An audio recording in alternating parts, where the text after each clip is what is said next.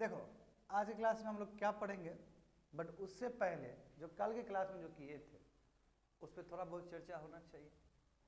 कल हम लोग क्या बात किए हैं, पॉलिटिकल स्पेक्ट्रम का। Correct, political spectrum. इस तरफ लेफ्ट साइड है तो इस तरफ राइट साइड, और जो आइडियोलॉजी जो कहते हो डिवाइड होता है लेफ्ट और राइट में। लेफ्ट के साइड हम जाते हैं तो हमें बहुत सारे ग्रुप मिलते हैं। क्या क्या है बताओ जल्दी। रेडिकल, लिबरल, ये जो बीच में है वो मॉडरेट्स। लिखने की जरूरत नहीं है। इस साइड जाओगे यू विल गेट, क्या है जल्दी बताओ।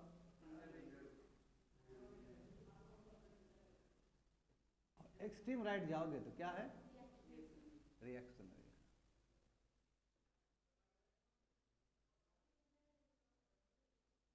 कल के क्लास में यही डिस्कस हुआ था, यही समझ में नहीं आया बहुत सारे स्टूडेंट को। तो बताओ रेडिकल क्या होता है, क्या रेडिकल होता है, रेडिकल का मतलब क्या है सुनील।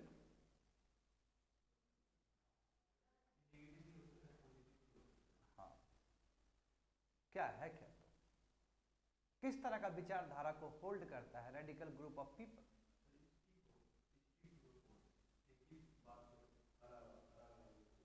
ये पूरा क्रांति लाना चाहता है सोसाइटी में। सोसाइटी का जो एग्जिस्टिंग जो कंडीशन है उसको पूरी तरीके से चेंज करना चाहता है, ये ऑल टुगेदर चेंज करना चाहता है। ये बिल्कुल खुश नहीं है उस बात को लेकर। चेंज दो तरीके से किया जा सकता है, या तो वायलेंट प्रोटेस्ट करके या फिर नॉन वायलेंस तरीके से, जैसे गांधी जी ने किया था, जैसे B.R. अम्बेडकर साहब ने किया था डबल PhD होल्ड करके, है ना। ये रेडिकल हो। हम बात करते हैं अब लिबरल का। लिबरल क्या है कोमल।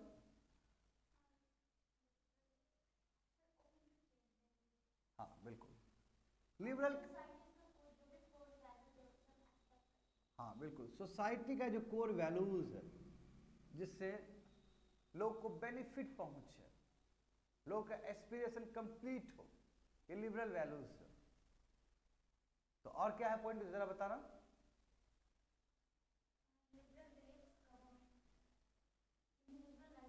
हाँ, गवर्नमेंट का काम है कि इंडिविजुअल राइट्स को वो अपहोल्ड करे, प्रोटेक्ट करे, मार्केट इकोनॉमी को रन करने दें।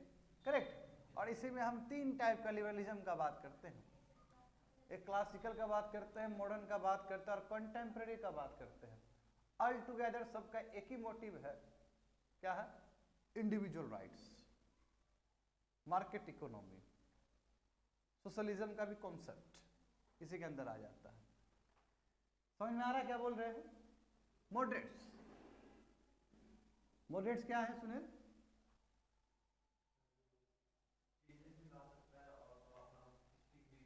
हाँ बिल्कुल सही बात है, ये दोनों से थोड़ा कम खुला हुआ, मैं इन लोग से ज्यादा खुला हुआ। करेक्ट।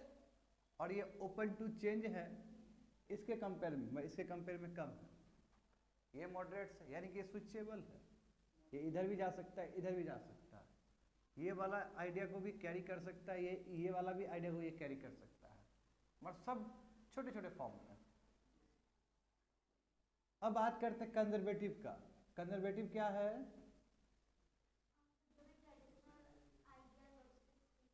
बिल्कुल जितने भी ट्रेडिशनल वैल्यूज है, कल्चर्स है, ट्रेडिशंस, उसको कैरी करना,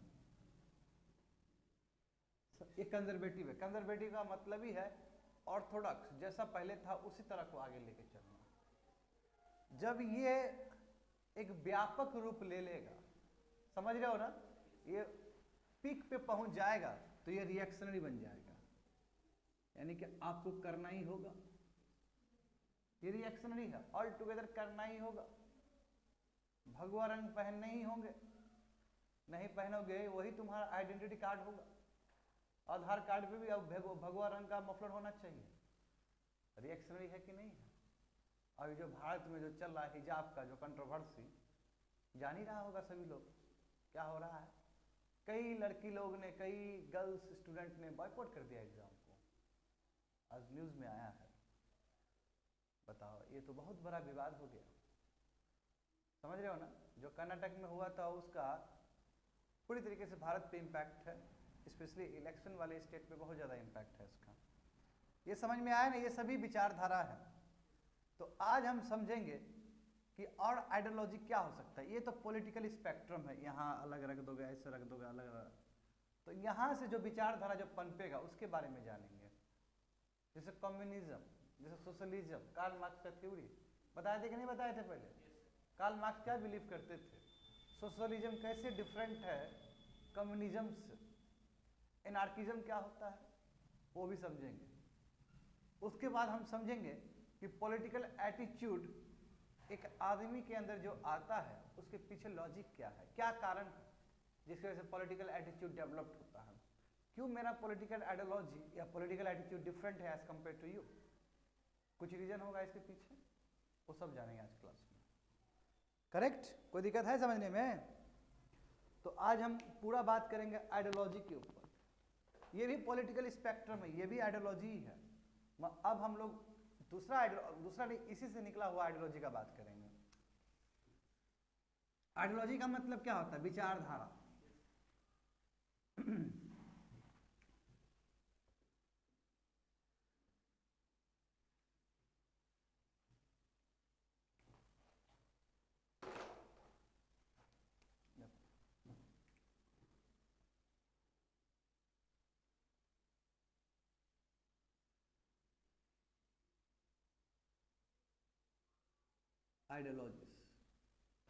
आइडियोलॉजी है क्या? ये कुछ नहीं, सोशल और पॉलिटिकल फिलॉसफी है। या तो ये सोशल फिलॉसफी भी हो सकता है, या तो ये पॉलिटिकल फिलॉसफी भी हो सकता है,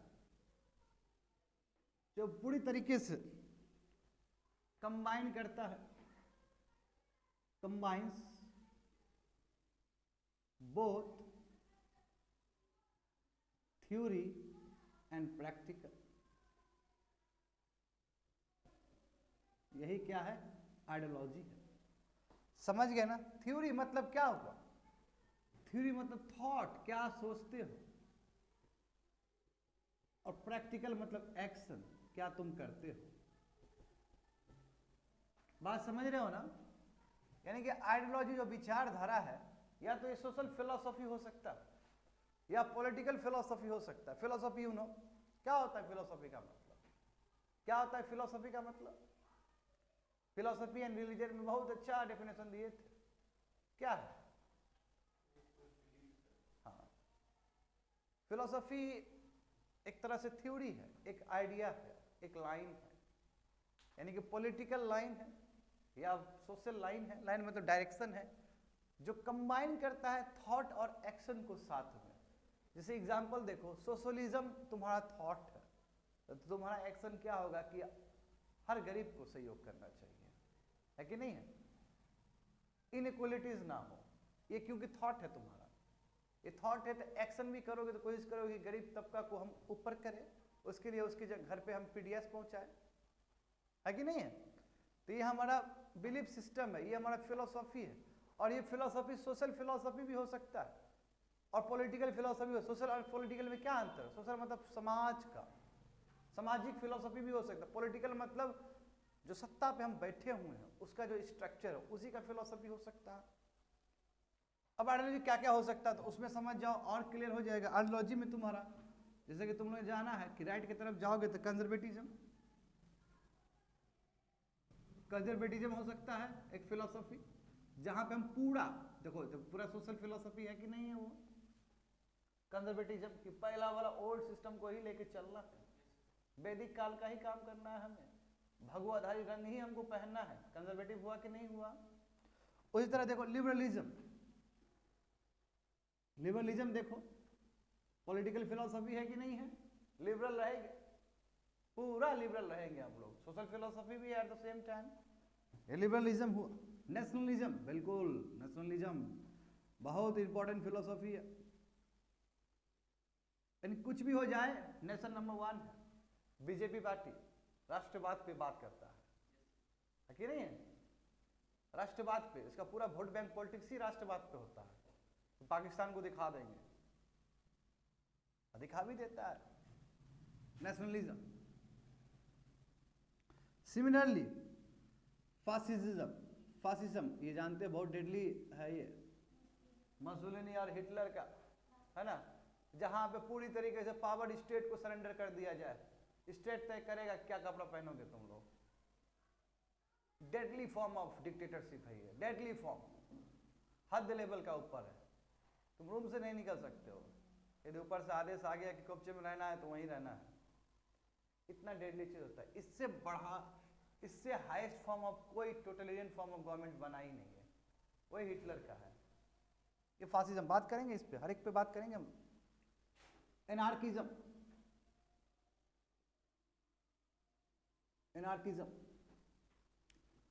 communism,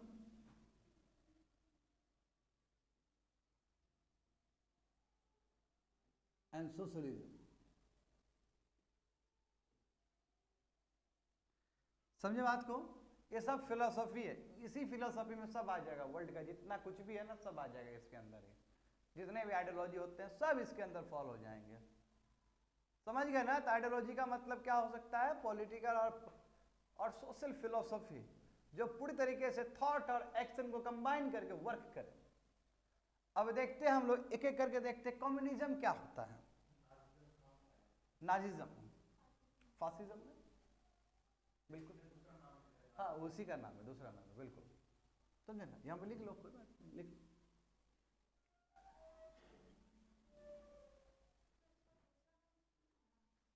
fascism is equal to nazism, लगभग सेम है।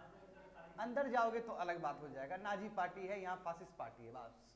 फासिज्म कह देते तो नाजिज्म का भी बात की होता है, क्योंकि उसी टाइम में उदय हुआ था तब। हाँ, नाजिज्म हिटलर के लिए है, क्योंकि अलग अलग कंट्री में अलग अलग सेटअप। मसलूनी का भी वही हाल है, हिटलर का भी वही हाल, दोनों का हाल बुरा हुआ था, जान ही रहा है, दोनों का बहुत गंदा मौत हुआ था। देखो होगा ही होगा, इतना पाप करके बैठा है तो होगा ही ना। तो अब बात समझते हैं हम लोग एक एक करके। कम्युनिज्म, देखो यही कम्युनिज्म है जो कार्ल मार्क्स ने प्रोपाउंड किया था, प्रोपाउंडेड बाय या प्रपोज्ड बाय कार्ल मार्क्स ही इस थ्योरी को आगे ले गए थे।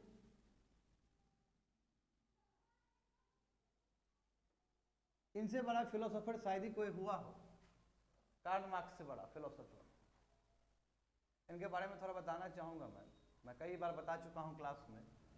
कार्ल मार्क्स पहले व्यक्ति थे जिन्होंने कहा कि गरीबी जो है ना, ये विरासत का दिया हुआ चीज़ नहीं है, ये राज का दिया हुआ चीज़ है। यदि राज चाहे तो अभी का अभी तुमको रईस बना सकता है। राज तुमको आए 2 लाख रुपया दे दे, तुमको रोजगार दे दे, तो तुम ऑटोमेटिकली रईस हो जाएगा। अब तुम बोलेगा हमारे पिताजी गरीब है, हम इसलिए गरीब हैं।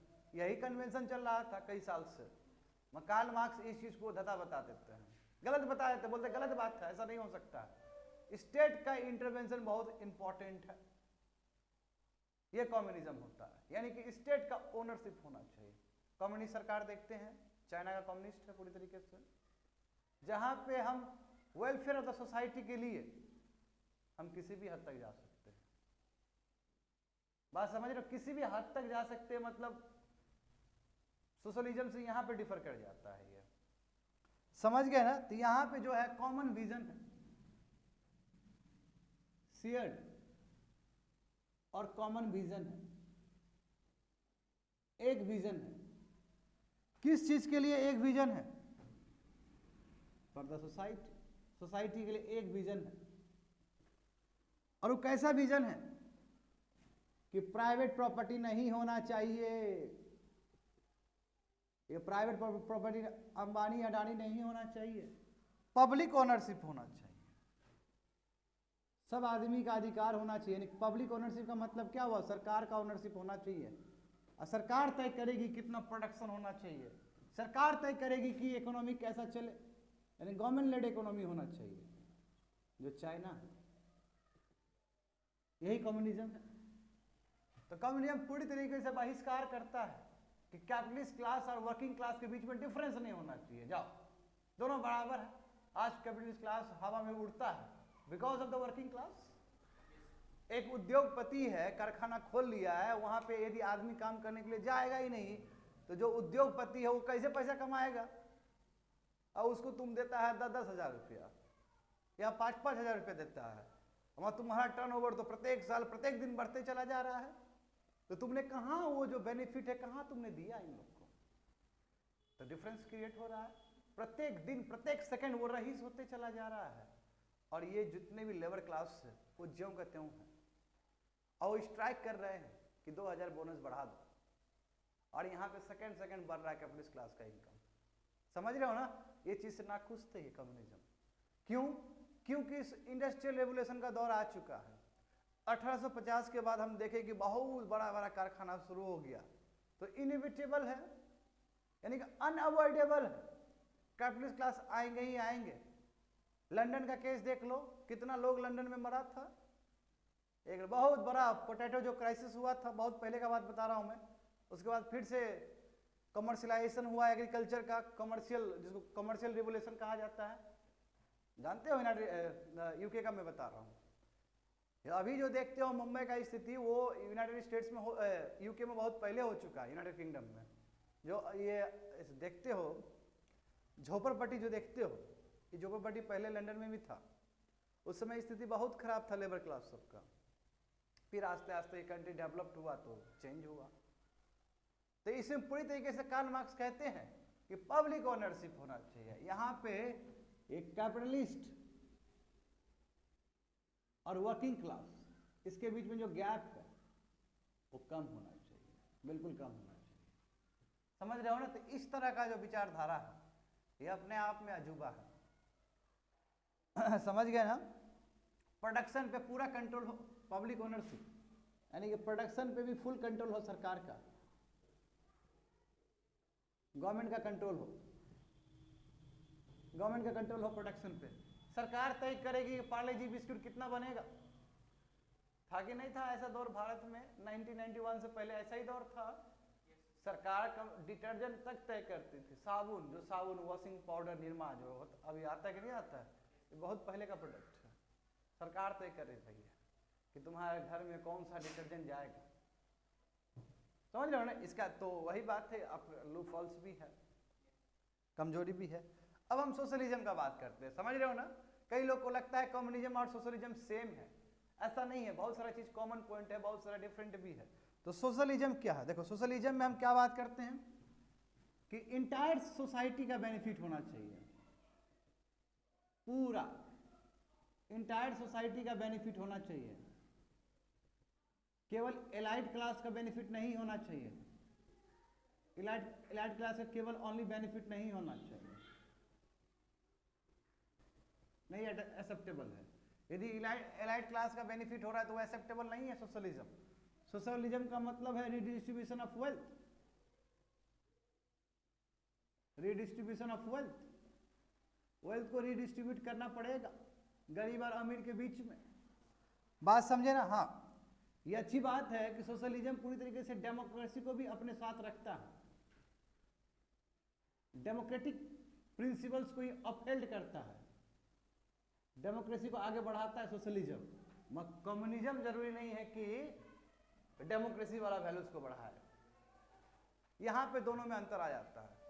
सोशलिज्म एक बहुत ही सुंदर प्रयास है, कम्युनिज्म सुंदर प्रयास है मगर उसमें वायलेंस भी आ सकता है।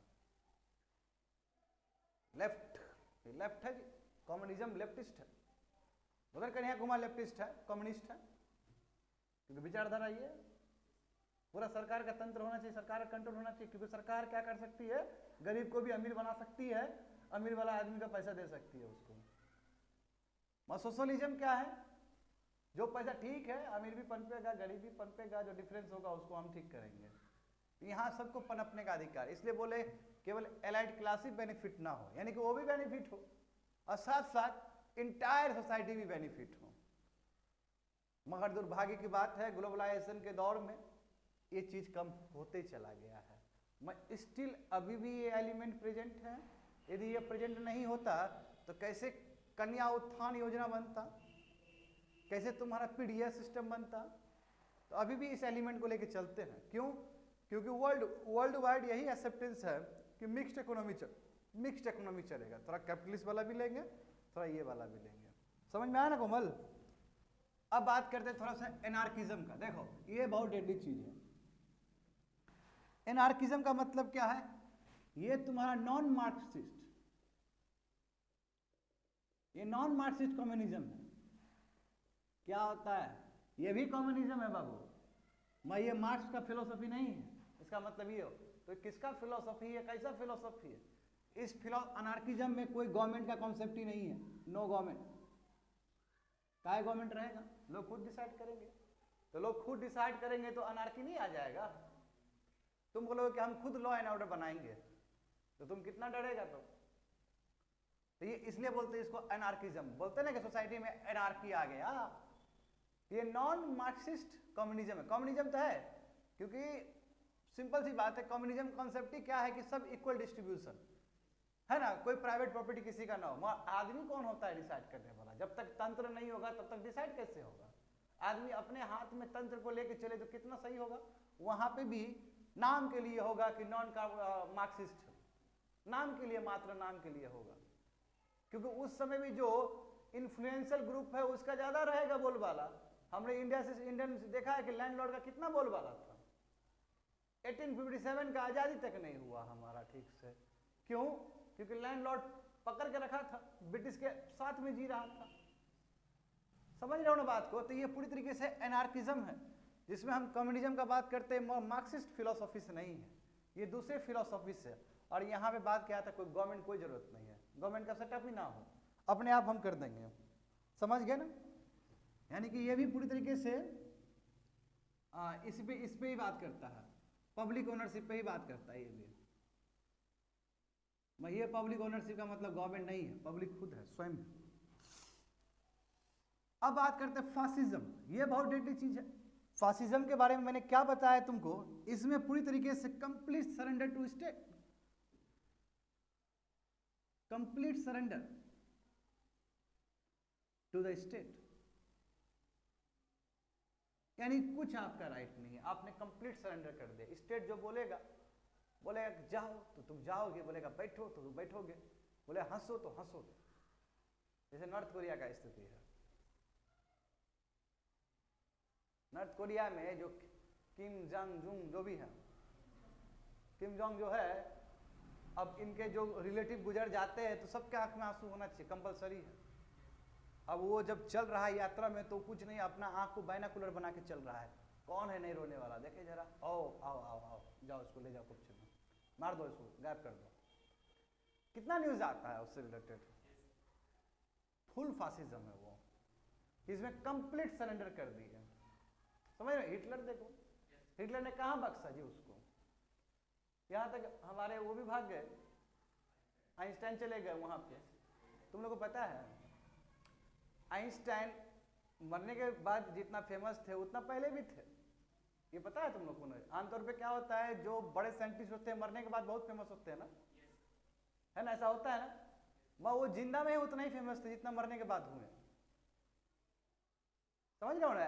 मतलब इतने बड़े शख्सियत अल्बर्ट आइंस्टाइन, मैं इनका डॉक्यूमेंट्री देख रहा था, मैं इतना प्रभावित हूँ इनसे कि यूनाइटेड स्टेट्स में जाते हैं, वहाँ का आदमी इतना पसंद करता है इनको, इतना पसंद करता है। सब मीडिया वाला बैठ गया और कुछ वर्ड सुनना चाहता है कि सर कुछ बोलिए, सुना है आपका।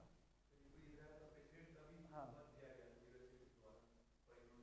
नहीं, मतलब उस समय ही रिकॉग्नाइज कर दिया कि बहुत डिफरेंट ब्रेन है। और इसको देखने के लिए जाता था, मीडिया वाला मिलने के लिए जाता था कि थोड़ा सा आप बोल दो ना, मतलब मजा आ जाएगा। मतलब इस लेवल पे इज्जत। अब ऐसा आदमी को भी मारने के लिए हिटलर चला है, बताओ। समझ रहे हो ना? तो ये फासिज्म है कि किसी को नहीं बख्शेगा। आइंस्टाइन अपने जगह है, मगर आइंस्टाइन को भी जो बोलेंगे वो मानना ही पड़ेगा यदि हमारे राज्य में रहना है तो। समझ रहे हो ना? यानी complete surrender to the state. इसमें हम पूरा सरेंडर कर देंगे स्टेट को जी। उसका देखो, होप से समझ में आ गया होगा। नेशनलिज्म देखो, ये देखो, इसको बोलते हैं राष्ट्रवाद। अब जानते हो राष्ट्रवाद ऐसा कॉन्सेप्ट है जिसकी वजह से फर्स्ट वर्ल्ड वॉर हो गया। सेकेंड वर्ल्ड वॉर हो गया। अब भगवान जाने कि अभी जो यूक्रेन और रसिया का जो केसेस चल रहा है, ये आगे कौन से रास्ता में जाएगा, ये अभी अनुमान लगाना थोड़ा मुश्किल है, क्योंकि ये भी बहुत बड़ा इशू बनने वाला है। जान ही रहे हो तुम, 1.5 लाख सैनिक बाबू घेर लिया है, समझ रहे हो ना। इधर बेलारूस में भी आ गया है, इधर से तो है ही, वही जब देखते हैं रात भर। अब मजा आता है देख के, मतलब मजा, मतलब वो सेंस में मजा नहीं, क्या चल रहा है उस सेंस में, अवेयरनेस के टर्म्स में। ऐसे कैसे मजा आ जाएगा, कहीं पे युद्ध होगा तो कैसे मजा आ सकता है, उसका असर पूरा वर्ल्ड वाइड होगा, ब्लॉक बन जाएगा, ब्लॉक रेडी हो जाएगा। इंडिया नहीं चाहते हुए भी जाएगा उस तरफ, यूनाइटेड स्टेट्स की तरफ, और चाइना नहीं चाहते हुए भी रशिया की तरफ जाएगा, क्योंकि उस तरफ ब्लॉक चल जाए तो चाइना तो काउंटर करेगा ही ना यूनाइटेड स्टेट्स को। तो फिर 2 ब्लॉक तैयार हो जाएगा, 2 ब्लॉक तैयार हुआ तो वर्ल्ड वार तैयार है फिर, और फिर वहां पे मानव का कल्याण हो जाएगा बढ़िया से। क्योंकि इस बार वर्ल्ड वार हुआ, लेट्स से हुआ, तो कहाँ कोई बचेगा, कोई चांस ही नहीं है बचने का। क्यों, इतना ज्यादा टेक्नोलॉजी आ चुका है ना, एक भी बम फूटे खत्म हो जाएगा। वर्ल्ड वार तो नहीं होगा, मगर वर्ल्ड वार नहीं होगा फिर भी बहुत बड़ा त्रासदी हो जाएगा, ये पूरा खत्म हो जाएगा। तुम लोगों को पता है यूक्रेन क्यों, क्योंकि यूक्रेन पार्ट था उसका, सिंपल सी बात है ना। ये देखो, ये सब पार्ट था उसका, टूटा है ना 1991 के बाद। वो चाहता है कि अपना पावर फिर से हम गेन करें, फिर से जो हम तोड़ा था हमको 1991 में, हम फिर से जाके कंसोलिडेट करें। यही नेशनलिज्म है। यानी कि इसमें हम कर क्या रहे, इसमें हम क्या कर रहे हैं कि पार्टिकुलर नेशंस का प्रेस्टीज को सबसे ऊपर दिखाना, और जब हम ये एक्सेस दिखा देते तो हाइपर नेशनलिज्म हो जाता है कि नहीं। और इसी की वजह से वर्ल्ड वार हो जाता है, इसलिए बता रहे हैं। ये फर्स्ट वर्ल्ड वार में क्या हुआ, यूके बोला हम है ताकतवर, सब लोगों को बोल दिया। जर्मनी को देख रहा है तो पसंद ही नहीं कर रहा है ये चीज। सेकंड वर्ल्ड वार में जर्मनी ने निकाल दिया फिर पकड़ के। जर्मनी तो बहुत पावरफुल हो गया था, पता ही होगा तुम लोग को। यूनाइटेड स्टेट्स अब मनाने लगा था, बहुत शांत रहो, तुम शांत रहिए सर। और जर्मनी बोला हाँ, वो हिटलर बोला हम देख लेंगे सबको देख लेंगे, पूरा तहस उसमें चलता था। बहुत नाकोदम कर दिया था हिटलर ने सबका। हिटलर इतना पावरफुल कोई लीडर था ही नहीं उस समय, और हिटलर ने जर्मनी को बहुत ऊंचा बोलते हैं जिसको, बहुत शिखर पर पहुंचा दिया था। अंतिम में क्या हुआ, गलत तरीका था इसलिए खत्म हो गया। इसमें क्या है कि पार्टिकुलर नेशन का प्रेस्टीज हम आगे करेंगे, आगे ले जाएंगे उसको, समझ गए ना। हाँ, इसका 2 हो सकता है, ये पॉजिटिव आउटकम्स भी दे सकता है आपको, या फिर नेगेटिव आउटकम्स भी दे सकता है। हाँ, इससे आप विश्वगुरु बन सकते हैं, विश्वगुरु बन सकते हो, नहीं बन सकते हो। ये जी स्वामी विवेकानंद टाइप के लोग सब नेशनलिज्म का बात करें तो विश्वगुरु ही है, सब आदमी विश्वगुरु बन जाएगा।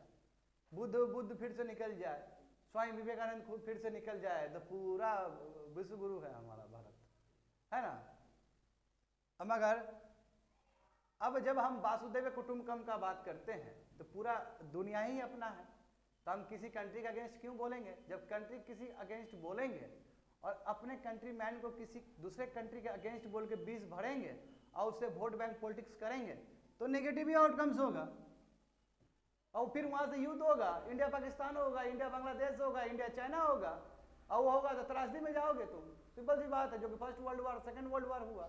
तो कह सकते हो कि दोनों पॉजिटिव और नेगेटिव साइड है, ये डिपेंड करता है सिचुएशन के ऊपर, इन्वायरमेंट के ऊपर। समझ रहे हो ना, यही तुम्हारा नेशनलिज्म है। होप सो समझ में आ गया होगा। अब बाकी तो बता ही दिए है तुम लोग को, लिबरलिज्म का मतलब बता ही चुके हैं। लिबरलिज्म क्या होता है बताओ जल्दी से। हाँ, ओपन टू रिफॉर्म्स, रिफॉर्म्स ले सकता है बिल्कुल। और ठीक कंजर्वेटिज्म क्या है, अपोजिट टू लिबरलिज्म।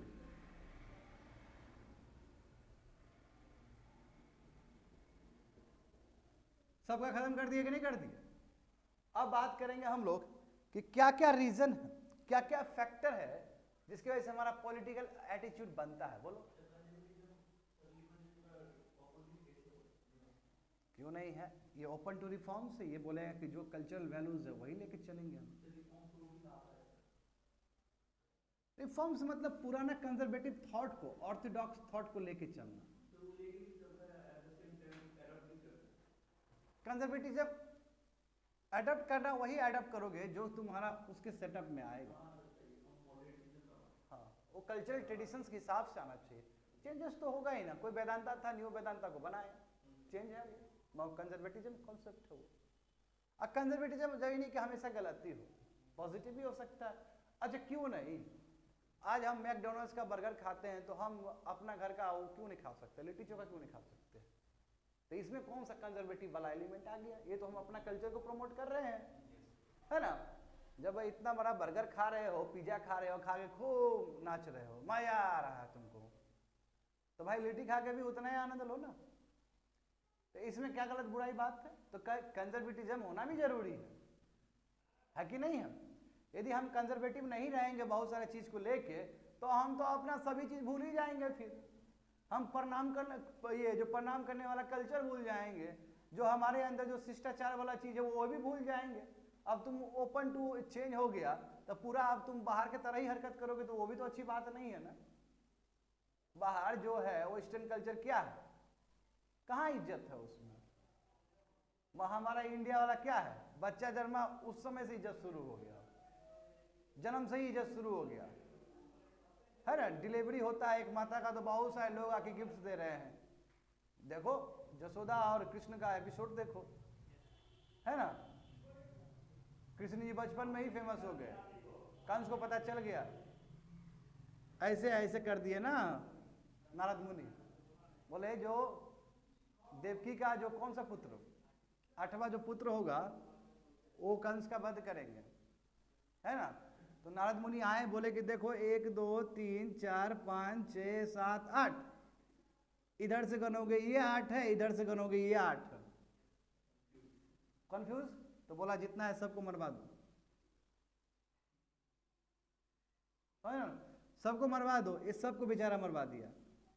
जब देवकी का जो 8वां पुत्र हुआ, कृष्ण जी भगवान स्वयं कृष्ण भगवान हुए, तो जब इसका वध करने के लिए गया था तो भगवान, तो अब जान रहे हो भगवान चीज है, जैसे भगवान हुए अपने आप दरवाजा खुलने लगा, सब कुछ होने लगा, टोकरी अपने आप आ गया, उसमें बैठे यमुना पार किए, यमुना को भी उद्धार किए, चल दिए अपना, उनको जहाँ जाना था वहाँ चले गए, वहाँ पले, उसके बाद फिर कंस को खत्म कर दिए, क्योंकि वो लिखा गया है, अब वो खत्म होगा ही होगा, समझ रहे हो ना।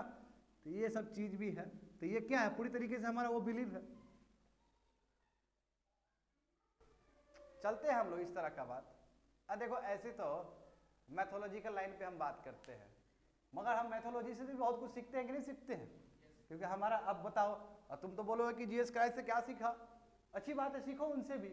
मगर तुम्हारा खुद कृष्ण जी इतने बड़े फेमस आदमी हैं, इतने बड़े फेमस भगवान हैं, उनसे क्या नहीं सीख सकते हो तुम, है ना। उनसे मीरा बाई सीखी है, तुम क्या?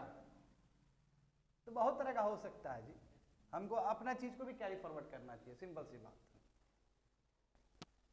है। देखो कई, जैसे नवनीत जी का मैं आईपीएस का तुम लोगों को बता रहा था कि हर एक सेंटेंस में ही वो बताते भगवान का नाम लेते हैं, तो फिर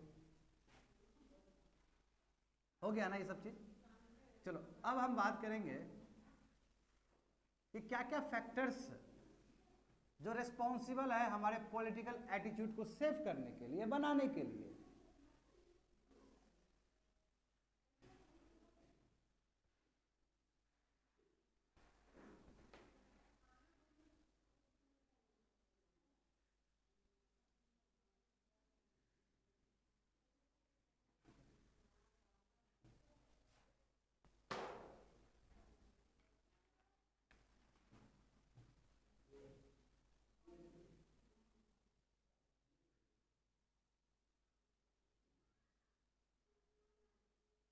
Factor responsible for saving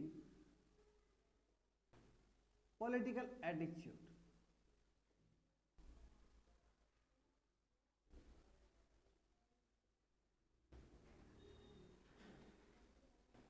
देखो अब पॉलिटिकल एटीट्यूड समझ में आ गया, पॉलिटिकल आइडियोलॉजी समझ में आ गया, तो हम पर्टिकुलर आइडियोलॉजी को जो सहयोग करेंगे, जो मेरा एटीट्यूड सहयोग करेगा, वही पॉलिटिकल एटीट्यूड है ना। यानी कि तुम्हारा जो एटीट्यूड है पॉलिटिकल, देखो लिखो, पूरा लिख लेना, जो पीए है इसका मतलब क्या है कि जो मेरा एटीट्यूड है वो पॉलिटिकल डॉक्ट्रिन को लेके कैसा है, पॉलिटिकल आइडियोलॉजी को लेके कैसा है।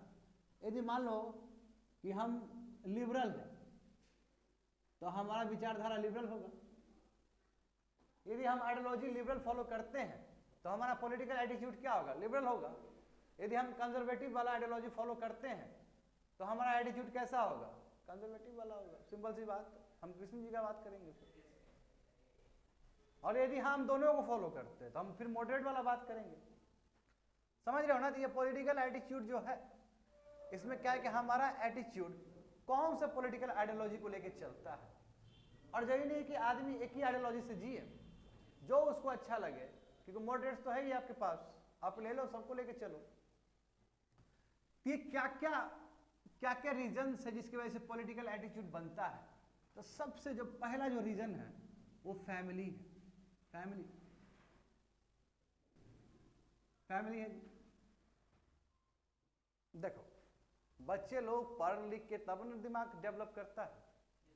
यदि पिताजी आरएसएस को सपोर्ट करते हैं, यदि पिताजी बीजेपी को सपोर्ट करते हैं, तो बच्चा में क्या मैसेज आएगा कि 18 साल होने के बाद बीजेपी को देना है, वोट देना है। करेक्ट? फैमिली मेंबर से गया कि नहीं गया? क्योंकि पिताजी स्वयं सेवक है, पिताजी स्वयं कार्य करता है पर्टिकुलर पार्टी का, तो फैमिली से गया कि नहीं गया? बच्चे में भी वही जाएगा। पिताजी क्या किए? बच्चे को शाखा में भेज दिए, आरएसएस शाखा में भेज दिए, तो बच्चा का जो माइंड डेवलप्ड होगा वैसा ही डेवलप्ड होगा। समझ रहे हो ना? तो ये फैमिली बहुत इंपॉर्टेंट रोल प्ले करता है तुम्हारा पॉलिटिकल एटीट्यूड को डेवलप करने में। जैसे पिताजी करेंगे वैसे ही होगा। तो यानी क्या है? Family influence. एक फैमिली हो गया। अब इसको तुम लोग बढ़िया से बताना है अपने तरीके से। एक फैमिली हो सकता है। दूसरा क्या है? Personal values. ये भी इंपॉर्टेंट है। और तुम्हारा पर्सनल वैल्यूज क्या है? अब तुमको लगता है कि यार ये तो बहुत गलत चीज है, ठीक है, मानते, हमारा पर्सनल वैल्यूज ही अलग है। हमको दान पुण्य करना बहुत अच्छा लगता है, तो तुम्हारा ऐसा होगा।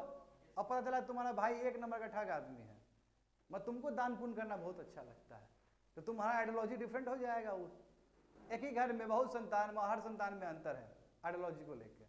एक तुम्हारा अपना पर्सनल वैल्यूज भी है जो तुमको आगे खींचता है, और उस हिसाब से तुम्हारा आइडियोलॉजी डेवलप्ड होता है। समझ रहे हो ना? जैसे एग्जांपल देखो, पर्सनल वैल्यूज। अब सिंपल सी बात है, होमोसेक्सुअलिटी पे बात करो। देखो, होमोसेक्सुअलिटी पे, होमोसेक्सुअलिटी समझ ही रहे हो, यानी कि मेल मेल साथ में रह सकता है, फीमेल फीमेल साथ में रह सकता है, और ट्रांसजेंडर भी शादी कर सकता है। करेक्ट? होमोसेक्सुअलिटी। अब देखो, लिबरल बोले चलता है, सही तो है, क्या दिक्कत है? कंजर्वेटिव होगा, वो बोले ना गलत है, ये हमारे इंडियन कल्चर के अगेंस्ट है, ऐसा थोड़ी हो सकता है। सही बात है कि नहीं है? पर्सनल वैल्यूज, हम क्या सोचते हैं उसके बारे में? तो हम सोच रहे थे ठीक तो है, जब ऑस्ट्रेलिया में हो सकता है, यूएस में हो सकता है, तो भारत का ऐसा एक्सेप्शन है? भारत में भी आदमी तो है, वही हार्मोन से, आफ्टर ऑल होमोसेपियन सेम ही होता है, तो हम बोल दिए। तो ये पर्सनल वैल्यूज हुआ कि नहीं हुआ?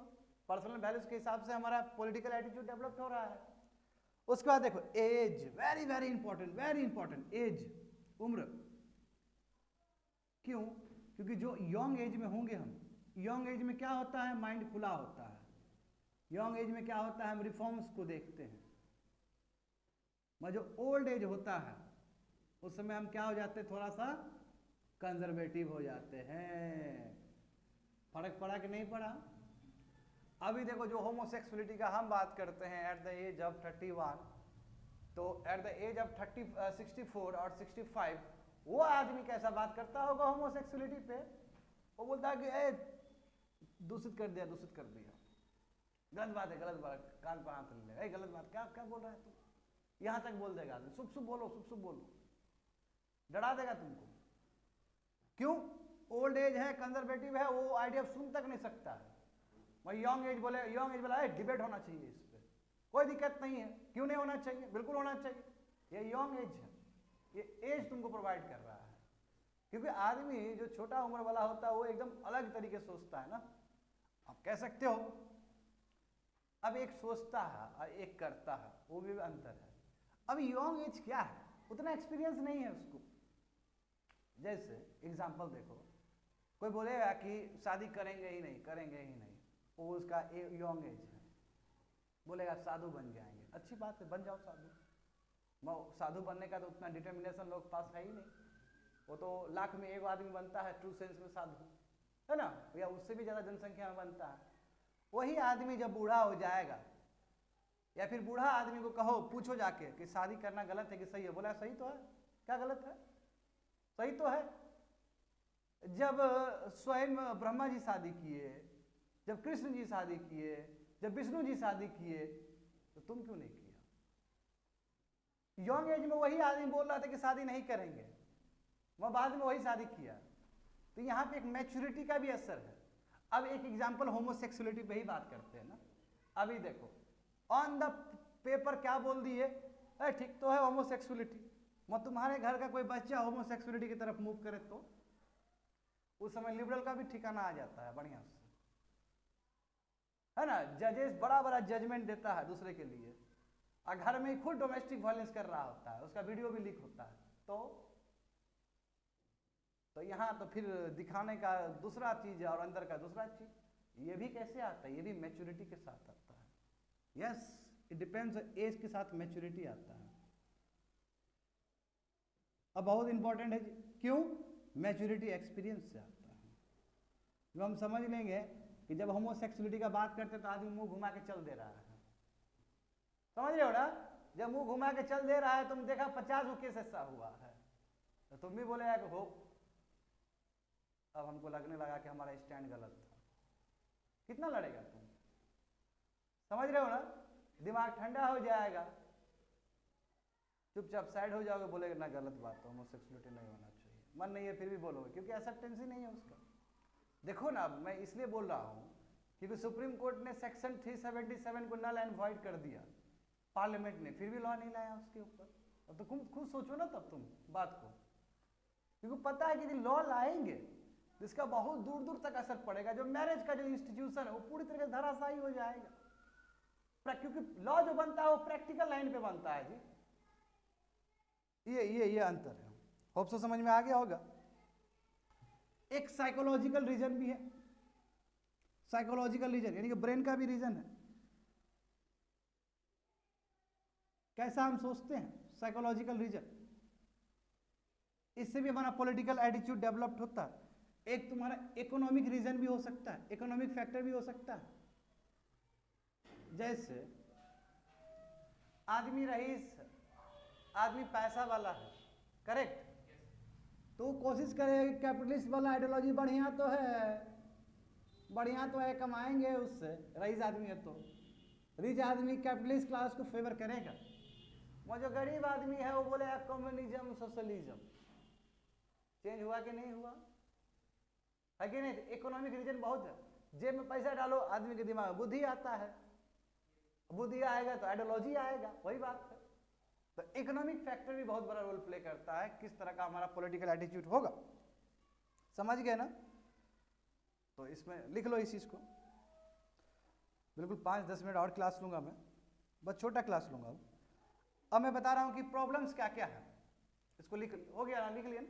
इस पे पूरा एक्सप्लेन कर सकते हो बैठ के आराम से, ठीक है। खुद ही लिख लो, इतना कुछ बता दिए, खुद ही लिख लो। फैमिली, माता पिता, ये दुनिया भर का चीज डाल दो उसके अंदर, हो जाएगा अपने आप।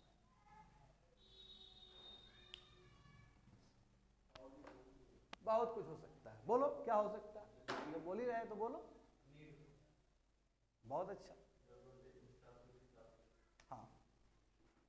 सिचुएशन के हिसाब से भी हम पॉलिटिकल एटीट्यूड सेव करते हैं, करेक्ट बात। बहुत बढ़िया। रिलीजियस डॉक्ट्रिन से भी करते हैं। यदि हम बहुत ज्यादा भागवत गीता को मानते हैं तो हम कंजर्वेटिव वाला आइडियोलॉजी फॉलो करेंगे, सही बात है ना। ऐसा बुराई क्या है? यदि हम बाहर का किताब बहुत पढ़ते हैं, है ना, सेकुलर वाला किताब पढ़ते हैं, तो हो सकता है हम लिबरल वाला फॉलो करें, करेक्ट। एक्सपीरियंसेस, मैच्योरिटी में आ गया एक्सपीरियंसेस, एज के साथ एक्सपीरियंस आ जाएगा, और ऐसा बहुत सारा चीज हो सकता है। अब हम लोग बात करेंगे कि एक आइडियोलॉजिकल अप्रोच में प्रॉब्लम क्या क्या इन्वॉल्व है। हाँ बिल्कुल, प्रेशर, इन्वायरमेंट लिख दो, सिचुएशन को इन्वायरमेंट से जोड़ दो। इन्वायरमेंट मतलब ही पीयर ग्रुप, हमारे घर के आसपास जैसे लोग रहेंगे हम भी इन्फ्लुएंस हो जाएंगे उससे, करेक्ट।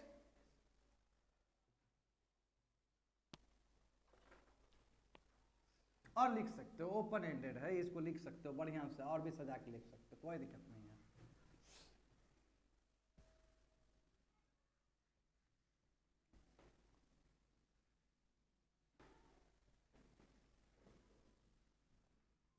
देखो अब यदि मैं बात करूं तो क्या क्या प्रॉब्लम एसोसिएटेड है, प्रॉब्लम्स एसोसिएटेड विथ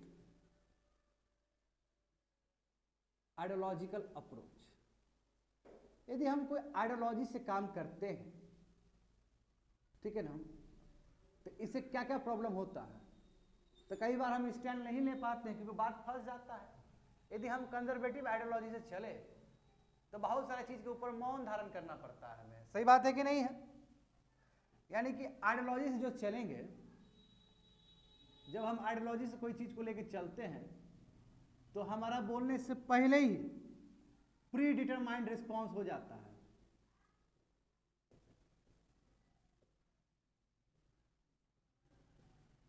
क्या है, मान लो कि देश में कोई मुद्दा हुआ, समझो इधर देखो, देश में कोई मुद्दा हुआ, जैसे यहां पे टुकड़े टुकड़े गैंग का मेंबर आया, ठीक है, जो कहते हैं मोदी जी या फिर बीजेपी का जो भी सत्ता में है वो कहते हैं ना टुकड़े टुकड़े गैंग के मेंबर। कोई भी देश में मुद्दा हुआ, टुकड़े टुकड़े गैंग मेंबर से जाकर पूछो, उससे पहले तुमको मिल जाएगा कि वो क्या बोलने वाला है उस मुद्दा को लेके। यदि मान लो नक्सलाइट के साथ कोई गलत चीज हुआ, पहले से आंसर पता है तुमको, क्या कौन क्या बोलेगा, सही बात है कि नहीं। बीजेपी को बोलोगे कि राष्ट्रवाद के अगेंस्ट है, पहले से पता था तुमको यही बोलेंगे। जाकर लेफ्टी से पूछो, वो बोलेगा गलत बात है, नक्सलेट को नहीं मारना चाहिए, वो अपना मेरा भाई है, पहले से डिटरमाइंड है। यानी कि इश्यूज को लेकर पहले से तुम्हारा रेडी है। वही आइडियोलॉजी क्या कि प्री डिटरमाइंड रिस्पॉन्स, रिस्पॉन्स से पहले पता है कि यही बोलेगा, और मीडिया दौड़ता है बाइट लेने के लिए और कुछ नहीं। क्योंकि इश्यूज में, क्योंकि लिबरल है तो होमोसेक्सुअलिटी पे लिबरल वाला बुद्धि होगा उसका, पहले से डिटरमाइंड है वो। ये अच्छी बात नहीं है, ये अच्छी बात नहीं है। तब तुम स्टैंड कहां लिया? तुम आइडियोलॉजिकल प्रिज्म से देख रहे हो चीजों को, तुम सिचुएशन नहीं देख रहे हो। क्या नक्सलाइट गलत नहीं कर सकता है क्या? और कभी कभी नक्सलाइट सही भी हो सकता है, क्योंकि आफ्टर ऑल वो भी ह्यूमन बीइंग है। तो उस नजर से तुम नहीं देखोगे, तुम आइडियोलॉजी के नजर पे देखोगे। तुम कहोगे कि नो वो लोग अच्छा ही है। अरे वो लोग जो आदमी को मार दिया, हमारे आर्मी को मार दिया, तो उसमें कोई तुमको बुरा ही नहीं लगा। वो दो मर गया तो उसमें तुमको बुरा ही लगा। ठीक, कन्वर्स भी हो सकता है ये चीज। तो वो उस समय बीजेपी बोलेगा, बीजेपी पार्टी जो तुम्हारा कंजर्वेटिव पार्टी है, वो क्या बोलेगा? आर्मी को मार दिया, राष्ट्रवाद के अगेंस्ट है, नक्सलाइट को मारो। ठीक, लेफ्टिस्ट बोलेगा कि नक्सलाइट को कैसे मार सकते हो, वो तो हमारा इंटीग्रल सोसाइटी का पार्ट है। समझ रहे हो ना? तो देखो ये देखो, बोलने से पहले ही तुम्हारा रिस्पॉन्स ऐसा ही है। तो आइडियोलॉजी, ये प्रॉब्लम है, इसलिए बोल रहे हैं ये प्रॉब्लम है। ये प्रॉब्लम है कि उसको पूछने की जरूरत नहीं है, पहले से तुमको आंसर रेडी है। समझ रहे हो ना? जैसे विद्यार्थी देखो, स्टूडेंट देखो, ये पहला है, यानी कि प्री डिटरमाइंड रिस्पॉन्सेस है, ये प्रॉब्लम है। दूसरा क्या है कि विद्यार्थी जो है, स्टूडेंट सबसे ज्यादा वल्नरेबल है, वो तुरंत आइडियोलॉजी लेके चल जाता है। एग्जाम्पल, बेस्ट एग्जाम्पल देखो, स्टूडेंट बोलेगा कि मार्क्सिज्म तो बहुत अच्छा फिलॉसफी है। क्यों? क्योंकि मार्क्सिज्म में हम इगैलिटेरियन सोसाइटी का बात करते हैं, करेक्ट। और इसलिए बड़े बड़े लोग जैसे कन्हैया कुमार टाइप के जो इन्फ्लुएंसर लोग हैं, वो लेफ्टिस्ट बन जाते हैं, और सब बीच पूरा लोग सब चल जा रहा है वहां पे लेफ्टिस्ट पार्टी ज्वाइन करेंगे। मैं ये भी पता होना चाहिए कि लेफ्ट पार्टी का हिस्ट्री क्या है, कौन सा रसिया में बहुत बड़ा अच्छा काम कर दिया, स्टालिन और लेनिन ही पैदा किया है वो। तो यानी कि बिना सोचे समझे खाली मार्क्सिज्म को थ्योरी में पढ़ लिया और जाके जुड़ रहा है पूरी तरीके से, तो विद्यार्थी तो पूरी तरीके से वल्नरेबल हो गया, विद्यार्थी तो पूरी तरीके से चपेट में आ जाएगा उसका, बिना सोचे समझे। Same for the conservative party also. कार्यकर्ता है बेचारा, कार्यकर्ता है बीजेपी का, उसको कुछ नहीं पता है कि किसको वोट देना है, मगर वो लेके चल रहा है, मोदी मोदी कर रहे हैं बैठ के, उसको पता नहीं कि उसका फ्यूचर क्या होगा। तो विद्यार्थी तो वल्नरेबल हुआ कि नहीं हुआ? तो स्टूडेंट एग्जाम्पल है, मार्क्सिज्म और भी हो सकता है फिलोसफी, वो इगैलिटेरियन सोसाइटी का, मगर ये नहीं जान रहा है कि मार्क्सिज्म का डिफेक्ट्स क्या हो गया। अननोन अबाउट, लिख लो, अननोन अबाउट इट्स डिफेक्ट्स। कूद गया, बोला कि लेफ्ट वाला गवर्नमेंट होना चाहिए, इगैलिटेरियन सोसाइटी होना चाहिए, समझ गए हो ना, ये भी बहुत बड़ा प्रॉब्लम है। अब देखो यहां से तुम्हारा वायलेंस भी हो जाता है। वायलेंस कैसे वायलेंस हुआ? मान लो कि टू सेपरेट ग्रुप है, टू सेपरेट ग्रुप्स है और दोनों का आइडियोलॉजी जो है वो ठीक कॉन्ट्रास्ट है। एक मान लो ठीक लिबरल है, एक कंजर्वेटिव है, आपस में झगड़ जाएगा ये लोग। देखते हो ना, हम देखते हैं नहीं, विद्यार्थी का यूनियन झगड़ गया। अभी देखो ना जो हिजाब का जो केस हुआ है वो भी तो ठीक उल्टा हुआ कि नहीं हुआ? बोला कि वो हिजाब पहनेगा तो हम गेरुआ रंग का वो पहनेंगे, मफलर पहनेंगे, गमछा पहनेंगे। हुआ कि नहीं हुआ ठीक? हमको भी अलाउ करो। वो सब बहुत पहले से पहन रहा था। गेरुआ रंग अभी ये हाइपर नेशनलिज्म का वो है, कंजर्वेटिज्म का एक पहचान है। इतना दिन तो गेरुआ रंग नहीं पहना लोग, गेरुआ रंग तो बोलबम में ही पहनता था लोग, आराम से आदमी जाता था। एक लग रहा है कि इंटेलेक्चुअल प्रॉपर्टी राइट्स कर लिया है सरकार ने गेरुआ रंग पे। गेरुआ रंग सबके लिए है, साधु संत के लिए, सबके लिए है। रंग बहुत इंपॉर्टेंट है आइडियोलॉजी के लिए भी, पता है ना तुम लोग को। तो वायलेंस हो जाता है, समझ गए ना? दो सेपरेट ग्रुप्स के पास अलग डिफरेंट कॉन्ट्रास्ट आइडियोलॉजी है, तो कॉन्ट्रास्ट हुआ, मारपीट करेगा ये लोग बैठ के, वायलेंस हो जाएगा। अब देखो एकेडमिक्स, ये भी बहुत इंपॉर्टेंट है, एकेडमिक्स। अब एकेडमिक्स, अब देखो ये भी बहुत बड़ी बात है। अब एकेडमिशियन सब है, जो इंटेलेक्चुअल्स है, जो पढ़ाते हैं जेएनयू में, दिल्ली में, कहीं भी पढ़ाते हैं बड़े बड़े, इसका भी एक अपना आइडियोलॉजी होता है ना? पढ़ाएंगे सब, कंजर्वेटिव भी पढ़ा देंगे, जैसे हम ही पढ़ा रहे हैं। हम पढ़ा रहे तो कंजर्वेटिव को खराब बोल रहे, लिबरल को अच्छा बोल रहे। क्यों? हम लिबरल वाला आदमी है इसलिए, तो हम भी तो बायस्ड हो गए एक तरफ से। आज जो लिबरल वाला सरकार होगा उसको ज्यादा फेवर करेंगे, एडवर्टीजमेंट हो रहा है उस हिसाब से, तो गलत बात है कि हुआ कि नहीं हुआ? हमको तो इक्वल प्रचार करना चाहिए सबके लिए। यानी कि एकेडमी से ये जो इनका जो पर्टिकुलर जो रुझान है, पर्टिकुलर जो आइडियोलॉजी का इंक्लिनेशन है, ये भी अपना फॉलो करते हैं। इसके वजह से जो पॉलिटिकल डिस्पेंसेशन है, यानी कि जो सत्ता पे बैठा हुआ है, जो आपको डिस्चार्ज कर रहा है, कभी इसको एक्सट्रीम फेवर कर देते हो और कभी इसको डिसफेवर कर देते हो। जैसे कांग्रेस का होगा और ऊपर बैठा हुआ है कंजर्वेटिव वाला, वो चाहता है कि बीजेपी टाइप का नेता आए, बीजेपी टाइप का वो आए, तो क्या बोलेगा? जब पढ़ाएगा अपने विद्यार्थी, बोलेगा कि नो, भारत ऐसे विश्व बिल्कुल नहीं बन सकता, बिल्कुल बनेगा ही नहीं। मोदी जी जैसा आदमी लाओ, अमित शाह जैसा जी लाओ, राजनाथ टाइप के लोग लाओ, तब विश्व गुरु बनेगा भारत। ये मनमोहन सिंह में नहीं बनने वाला है। तो एकेडमी से खुद बोल रहा है, क्यों? क्योंकि उनका जो पॉलिटिकल आइडियोलॉजी है वो पूरी तरीके से कंजर्वेटिव को सपोर्ट करता है। कॉन्ट्रास्ट लिबरल भी हो सकता है, लिबरल बोलेगा नहीं, कुछ नहीं होने वाला है बीजेपी से, ये हिंदू मुस्लिम ही करेगा केवल, लाओ फिर से कांग्रेस को वापस लाओ, फिर से सत्ता को बहाल करो। देखो, यानी कि वो एडवर्टीजमेंट की तरह वो काम कर रहा है, या तो फिर पॉलिटिकल डिस्पेंसेशन के अगेंस्ट में बोल रहा है या फेवर में बोल रहा है, ये डिपेंड कर रहा है कि उसका अपना पॉलिटिकल आइडियोलॉजी क्या है। और ये हम आमतौर पे देखते हैं, जब टीवी में देखते हैं ना डिबेट में, तो वहां पे होता है कि राजनीतिक विशेषज्ञ लिखा रहता है, वो कुछ विशेषज्ञ नहीं है, वो एक आइडियोलॉजी लेकर बैठा हुआ है, और वो सब ज्यादातर डिबेट में ये तुम्हारा बीजेपी का आइडियोलॉजी लेकर बैठा रहता है। देख लो जाके, अंजना ओम कश्यप का जो आता है डिबेट, देख लो उसमें बैठ के, सब आरएसएस वाला बैठाया है, को इंक्लाइन करना, इंक्लिनेशन। समझ रहे हो ना बात को? तो अब देखो इससे क्या होता है, वही चीज वही है तुम्हारा। तो इससे देखो, हाँ, कभी कभी गवर्नमेंट इसको टूल बना देती है वोट बैंक पॉलिटिक्स के लिए, वोट बैंक पॉलिटिक्स के लिए। जेएनयू सबसे हिट इंडिया का इंस्टीट्यूट है ना, अब वहां पे बेचारा कन्हैया कुमार जैसे लोग का यदि वहां पे डिबेट हो रहा है तो जाके कैमरा लेके गया, थोड़ा सा वीडियो वायरल कर दिया, क्या गरीबी से आजादी, भूखमरी से आजादी, सब दे रहा है बैठ के, दफली बजा रहा है। ये लोग काम धंधा है नहीं, दफली बजा रहा है बढ़िया से बैठ के, समझ रहे हो ना? अब लिख कर दिया, और उसमें जो भूखमरी से आजादी, गरीबी से जो आजादी, उसको डॉक्टरेट करके घुमा के क्या लिख दिया? देश से आजादी। टुकड़े टुकड़े गैंग का मेंबर बन गया, वहां से वो पूरा फैला दिया इंडिया में कि जेएनयू अच्छा संस्था नहीं है, मगर वही सरकार हर एक साल उसको देगा कि बेस्ट इंस्टीट्यूट हो तुम, लो।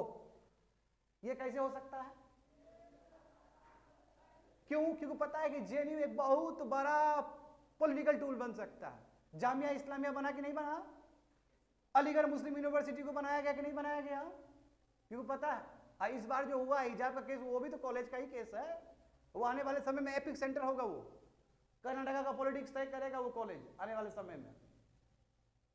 समझ रहे हो क्या बोल रहे हैं? जैसे ये वाला एग्जांपल देखो, जो जेपी नारायण, जो जेपी मूवमेंट हुआ था, तो पटना जो यूनिवर्सिटी है कितना बड़ा रोल प्ले किया था।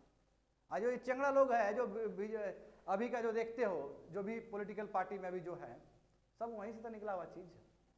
चाहे नीतीश कुमार सर हो, चाहे लालू जी हो, चाहे सुशील कुमार मोदी हो, चाहे रामविलास तो सीनियर है, वो बहुत सीनियर आदमी है, उसको छोड़ दो, बहुत सीनियर है।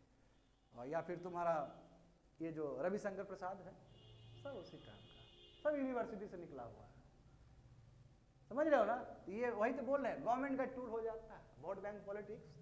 यदि जामिया इस्लामिया में जाके हम मुस्लिम के विरोध बोल देंगे, फायदे फायदे हैं, पूरा टूट जाएगा समाज।